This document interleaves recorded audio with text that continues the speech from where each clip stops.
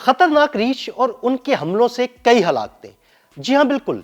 Japan में भालुओं ने शहरियों की नाक में दम कर रखा है, जिनसे बचाव के लिए जापानी इंजीनियर्स मैदान में आ गए और एक रोबोटिक वुल्फ सामने ले आए। ये रोबोटिक वुल्फ कैसे भालुओं के हमलों से जापानी शहरियों को बचाएगा और कैसे काम करेगा, आइए इसकी खुसूसियात पर एक नजर डालते हैं।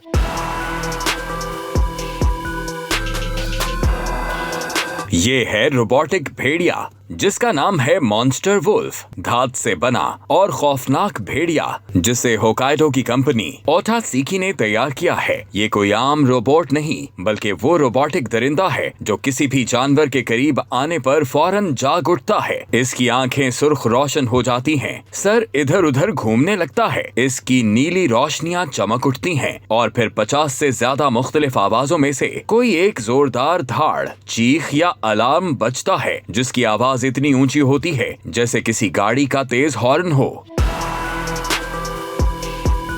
अब तक जापान के मुख्तलिफ इलाकों में 330 से ज्यादा रोबोट भेड़िए नस्ब किए जा चुके हैं। 2023 में कंपनी ने दावा किया था कि इनसे रोबोटिक भेड़िया खरीदने वाले एक भी गाहक ने इसकी शिकायत नहीं की। सब रोबोटिक भेड़िए की कारकर्दगी से मुतमईन हैं और भालुओं के बढ़ते हुए हमलों के बायस अब तो दुनिया भर से दरखास्तें आने लगी हैं। यहाँ तक कि भारत से पूछा गया कि क्या ये रोबोट भेड़िए हाथियों को भी भगा सकते हैं। इसी चीज को मद्देनजर रखते हुए कंपनी एक रिमोट कंट्रोल्ड वुल्फ मूवर बनाने पर काम कर रही है, जो भालुओं का पीछा करके उन्हें दूर भगाएगा। लेकिन कुछ माहिरीन खबरदार भी करते हैं कि जंगली जानवर वक्त के साथ साथ शोर और रोशनी से मानूस हो जाते हैं। जब जंगली जानवरों या रीछों को यकीन हो जाए कि असल में कोई खतरा नहीं, तो रोबोट भेड़िए का असर कम पड़ सकता है।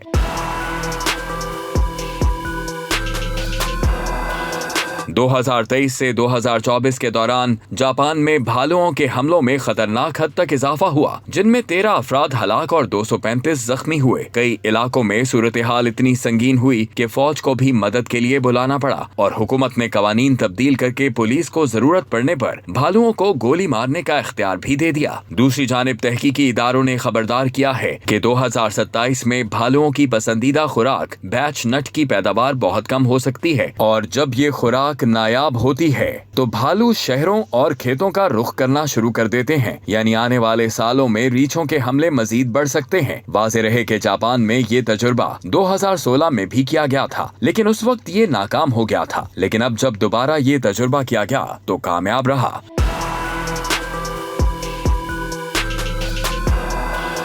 जमाना बदल रहा है, जंगली जानवरों की आदत बदल रही हैं और इंसान हमेशा की तरह टेक्नोलॉजी के जरिए खुद को महफूज रखने की कोशिश कर रहा है। क्या ये रोबोट भेड़िए मुस्तकबिल में वाकई भालुओं को दूर रख सकेंगे या जंगल अपनी फितरत के मुताबिक फिर कोई नया रास्ता निकाल लेगा? फिलहाल इतना जरूर है कि जापान के ये मॉन्स्टर वुल्फ इस जद्दोजहद में एक अहम किरदार अदा कर रहे हैं।